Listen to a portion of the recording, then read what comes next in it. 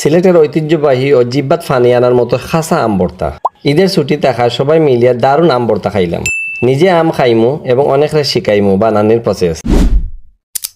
সবাইরে সিলেটের কুশিঘাট বুরহানাবাদ এলাকা থেকে শুভেচ্ছা দিলাম। আমি টিএটি জয়নাল। বন্ধুরা, দারুণ ইন্টারেস্টিং ও মুখে লালা সহ জিব্বাত ফানি আনার মতো একটা ভিডিও লইয়া আইছি। ঈদের ছুটি থাকায় বাড়ি ছোট বড় ভাই ব্রাদার হল সবাই মিলিয়া আম ভর্তা খাওয়ার ইচ্ছা হইল আজ। আমরা বাড়ি বড় থাকায় সব ধরনের ফল ফলাদির গাছ আছে, যেমন একটা হইল মতুর গাছ। বাড়ির একবারে হামানির সময় এই মতুর গাছ মতু ধরছে মাশাল্লাহ। বাড়ি থামাইবার সময় রাস্তার লগে আছে খাটলের গাছ, খাটল অবশ্য ফাঁকছে না।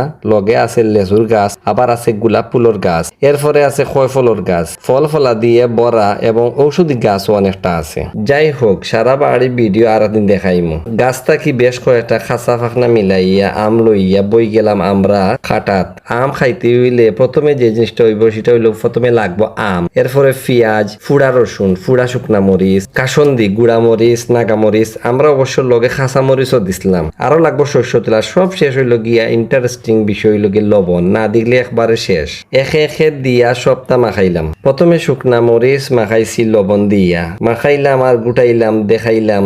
এরপরে দিলাম ফুড়া রসুন, আবার লগে দিলাম খাঁচা মরিচ, নাগা মরিচ এবং গুড়া মরিচ দিয়া বালা করে মিশিয়েলাম। আমি জানি যারা এই মুহূর্তে দেখরা তার মুখে ফানি আইছে, আর খেনু বা আইতো না। আমার বাতি যে আমার সামনে বইয়া টিকতে পারছে না, তার মুখে দিয়েও ফানি আইছে। খুব মজা করিয়া লাড়াইয়া ছাড়াইয়া ঘুরাইয়া ফিরাইয়া আমি মাখাইলাম। আমার বড়া উড়া সুইদা একবারে বালা করি যে খাইবেহে বুঝবো। সবটা মাখানি শেষ করিয়া এক লগে থালো মাঝে বইয়া সবাইরে ডাকিয়া আমরা বই গেলাম। আসলে বাড়ি বড় হইলে যা হয়, আর একান্নবর্তী পরিবার থাকলে এইখানোর মজাই আলাদা। পরিশেষে কইমু, পরিবার হইল মায়ার বন্ধন, বিপদর আপনজন। ভাই ব্রাদার, বাতিজা বাতিজি মিলিয়া সবে এক তালো বইয়া এক লগে বইয়া খাইলাম। সব সময় আমরা এক থাকি, মিলিমিশি বাস করি।